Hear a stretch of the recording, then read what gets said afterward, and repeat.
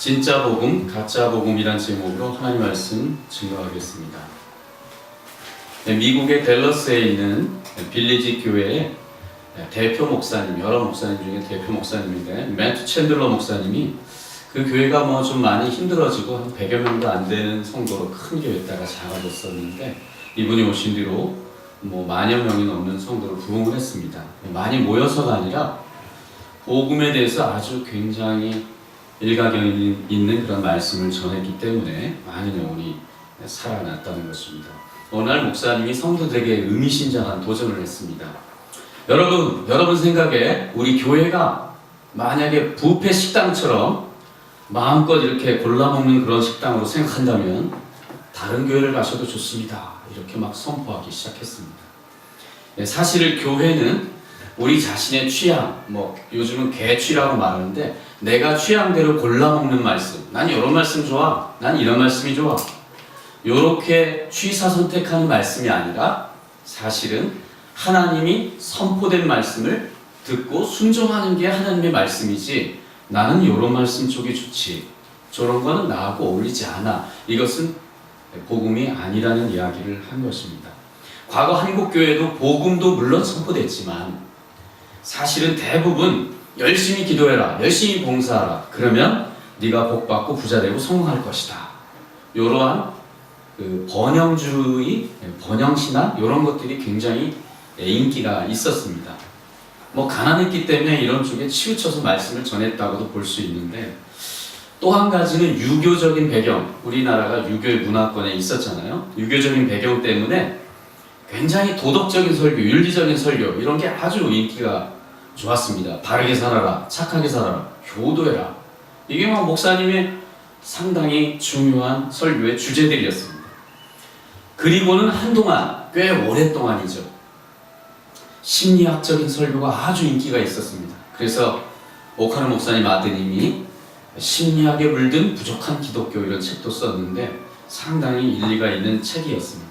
이런 모든 것들은 사실은 오리지널 복음이 아니라는 것입니다. 어릴 때 저는 어떤 신앙생활을 했느냐, 불행한 일이 생겼다 그러면 내가 뭔가 하나님 앞에 잘못해서 하나님이 재앙을 내렸다 이런 생각을 바로 했습니다.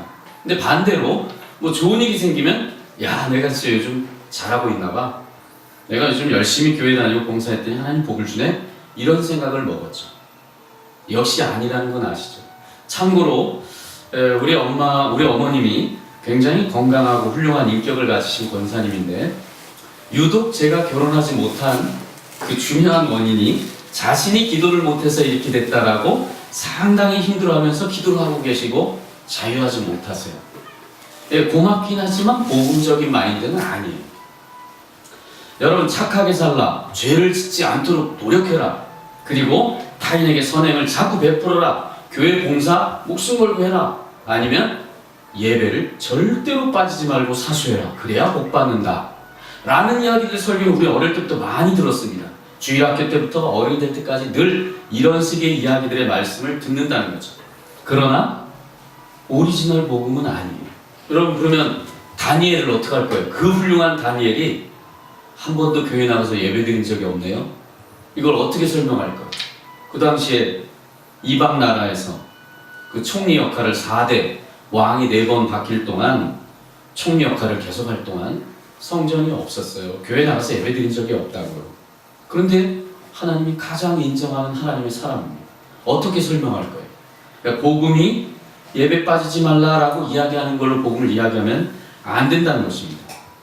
여러분, 내가 기준이 되는 신앙을 사람들이 많이 하고 있어요.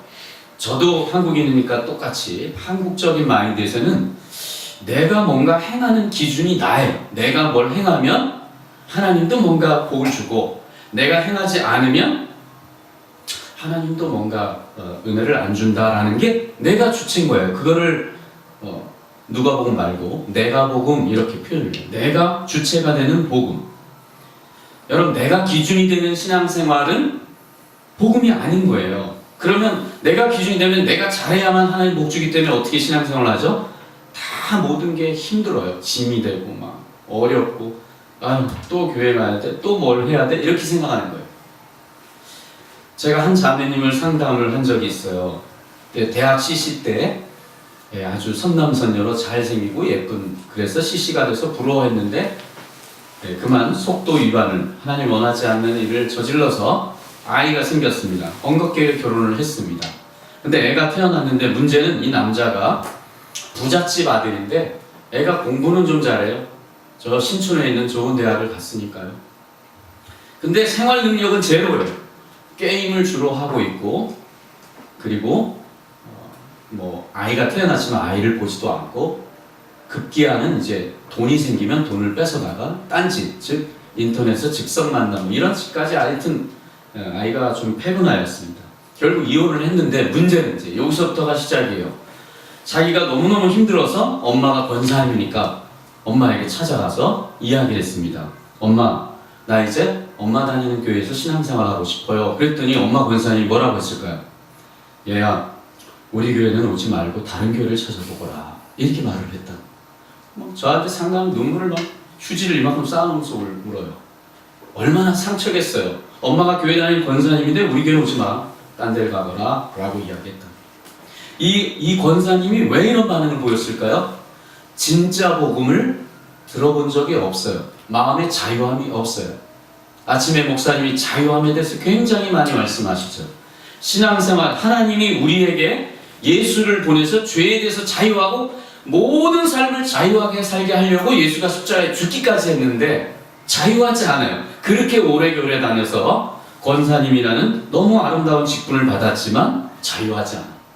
유교주의에 물든 복음, 유교주의에 물든 가치관으로 꽉 사로잡혀서 남들이 우리 딸 이혼하고 와서 우리 교회 다니는 거 말할까봐 부끄러워서 다른 교회 가라, 이렇게 반응을 보이게 된다는 겁니다. 여러분, 참된 복을 모르면 교회 다니느냐, 그 교회 다니는 게 더 짐이야. 더 재미없어.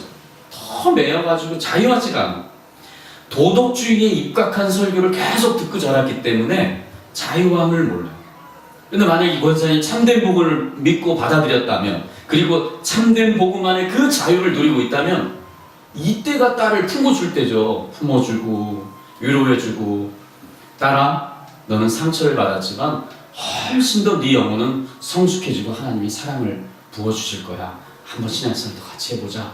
분명히 안아주고 격려해 주었을 거예요. 그러나 이 권사님 슬프죠. 안타깝죠. 손가락질 하기 전에 불쌍한 거예요. 제대로 된 복음을 들어본 적이 없어요. 참된 그 주님 안의 거듭남을 경험해 본 적이 없기 때문입니다.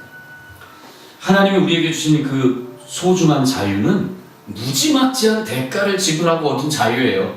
또다시 우리는 수없이 오랜 세월 동안 그 이스라엘 백성들이 율법에 매여 사는 걸 우리가 들었죠. 그럼 예수님이 오셔가지고 엄청난 자유를 주셨는데 또다시 우리는 율법을 만들고 있어요. 교회 내에서 요렇게 해야 돼, 요걸 지켜야 돼, 요걸 해야 돼.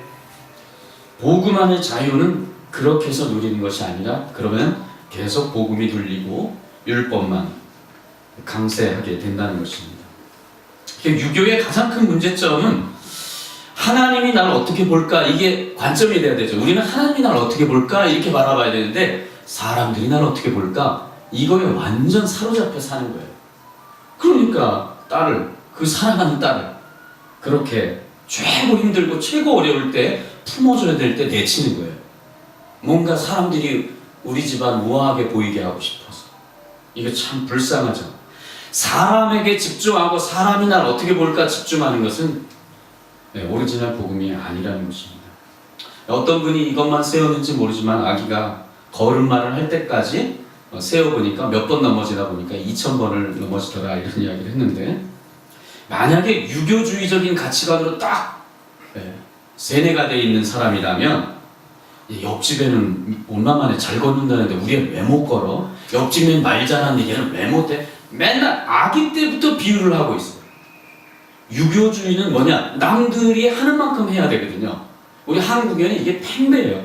한중일 중에 한국이 제일 많이 남들을 의식합니다. 제가 그러든 말든 내 자식은 내 자식이야. 이걸 못하는 거야. 남의 애는 걷는데 왜 우리 애는 못 걷냐? 남의 애는 말을 하는데 왜 못하냐? 결국은 어떻게 말하냐면, 너는 왜 말을 못하냐? 아니면 너는 왜 못 걷니? 야, 송아지는 태어나 1시간 만에 걷고 뛰어. 넌 뭐야? 넌 인간 아니야? 이렇게 책망을 하는 분은 없지만, 그런 마음으로 격려하고 또 기다려주는 일을 아예 못한다는 것입니다.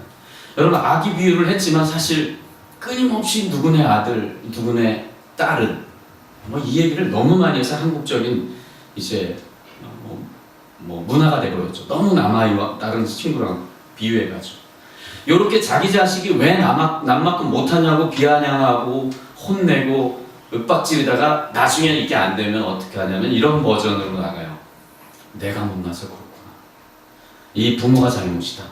내가 이렇게 너무너무 부족해가지고 네가 이렇게 못하는 거야 하고 또 자신을 비하하고 책망하고 괴롭히는 사람이 아주 많아요. 그러니까 남하고 비교하느라 혼내기도 하고 또 힘들고 또 네 잘못이 아니라 내가 잘못했어 그래 하고 또 자기를 너무 괴롭히는 사람, 이런 모든 것이 너무 안타깝지만 복음이 아닌 유교부터 여러 가지 세상의 가치관에 물들었기 때문입니다. 그러니까 오리지널 복음을 깨닫는 부모는 관점 자체가 달라요. 이 복음이라는 건 한 나라의 행복도를 그냥 완전히 올리든지 아무리 모든 게 풍요로워도 복음적 가치가 없으면 다 영세주의, 세상을 비관하고 재미없게 살 수밖에 없는 겁니다. 일단 복음적 가치관은 자녀를 어떻게 보냐면 이 아이의 있는 모습 그대로를 받아들이고 수용하고 사랑하기로 작정하는 거예요. 애가 남보다 못 걸으면 못 걷나 보구나, 말이 남보다 늦게 트이면 늦게 트이는가 보다라고 존중해 주는 거죠. 그 과정 자체를 존중해 주는 마인드, 이게 복음이에요. 하나님 우리가 뭔가를 이뤄내고 열매 없으면 다 무시하는 게 아니라 이 과정 자체를 다 소중하게 여기시거든요. 그러니까 복음적 가치관은 있는 모습 그대로를 받아주는 거예요. 닉 부이치치라고 들어봤어요? 예,